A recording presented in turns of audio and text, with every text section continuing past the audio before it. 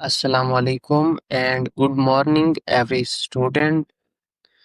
Today, I am going to talk about a very important topic of our modern world, and that is computational thinking.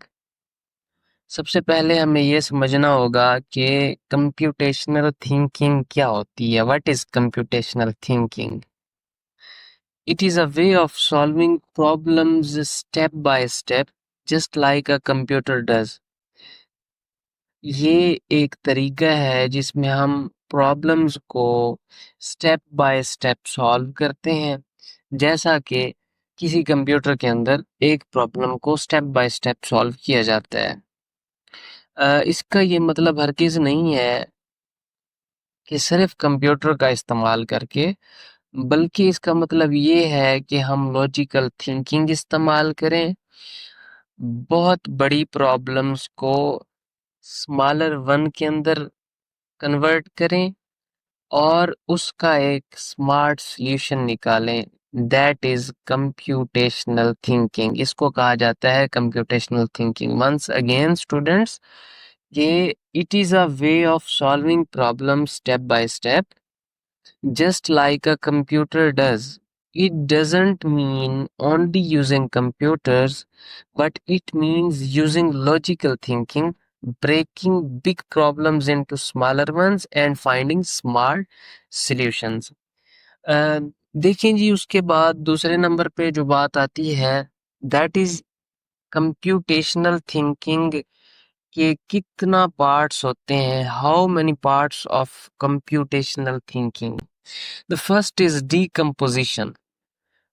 Decomposition, जब हम biology की बात करते हैं तो आपने पढ़ा होगा कि decomposition एक ऐसा मरहला है जिसके अंदर कोई भी जानदार चीज या बेजान चीज गल सड़ जाती है, यानी छोटे छोटे पार्ट्स के अंदर तब्दील हो जाती है, कन्वर्ट हो जाती है।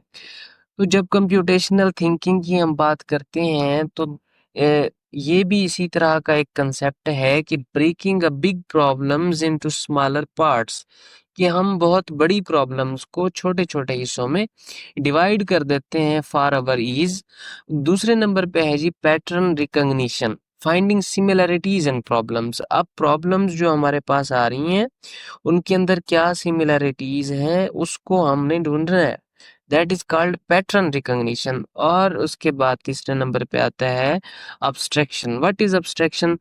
Focusing on the important details and ignoring the unnecessary one. हम इस चीज के ऊपर तवज्जो करेंगे, हम इस चीज के ऊपर फोकस करेंगे कि हमारे पास इम्पोर्टेंट डिटेल कौन सी है और हमारे पास जो अननेसेसरी है हम उसको क्या कर देंगे, इग्नोर कर देंगे। और चौथे नंबर पे आते हैं जी एल्गोरिथम। एल्गोरिथम से क्या मुराद है जी? Making clear step by step instruction to solve a problem, यानी एक एल्गोरिथम में एक स्टेप बाय स्टेप इंस्ट्रक्शन में हम प्रॉब्लम को सॉल्व करते हैं। देखिए रियल लाइफ एग्जांपल मैं आपको देता हूँ कि अब इमेजिन करें आप एक एग्जाम की तैयारी कर रहे हैं। Instead of worrying about the whole book, you break the syllabus into chapters. आप अपने सिलेबस को चैप्टर के अंदर डिकम्पोज कर दें। द फर्स्ट पार्ट जो हमने पढ़ा था डिकम्पोजिशन, आप अपने सिलेबस को डिकम्पोज कर दें। Then you notice that many questions are repeated every year. तो आप वहां पे देखते हैं कि कुछ क्वेश्चन ऐसे होते हैं जो हर साल क्या किए जाते हैं जी, पैटर्न रिकॉग्निशन जिसे हम कहते हैं, कि वो रिपीट किए जाते हैं बार बार। अब आप इस चीज के ऊपर फोकस करते हैं कि कौन से इम्पॉर्टेंट क्वेश्चंस हैं, उसकी मिसाल है अब्स्ट्रक्शन की, कि focusing on the important detail and ignoring the unnecessary one. जो हमारे पास अननेसेसरी होंगे हम उनको इग्नोर कर देंगे और जो हमारे पास इम्पॉर्टेंट होंगे हम उनको क्या कर लेंगे, फोकस कर लेंगे। और आखिर में finally you make a time table of how to study step by step like algorithm. फिर आप एक एल्गोरिथम बनाएंगे जिसमें आप अपना स्टडी का एक टाइम टेबल लिखेंगे कि how to study step by step, आप जिस तरीके से स्टडी करते हैं। ठीक है, तो दिस इज द एग्जांपल।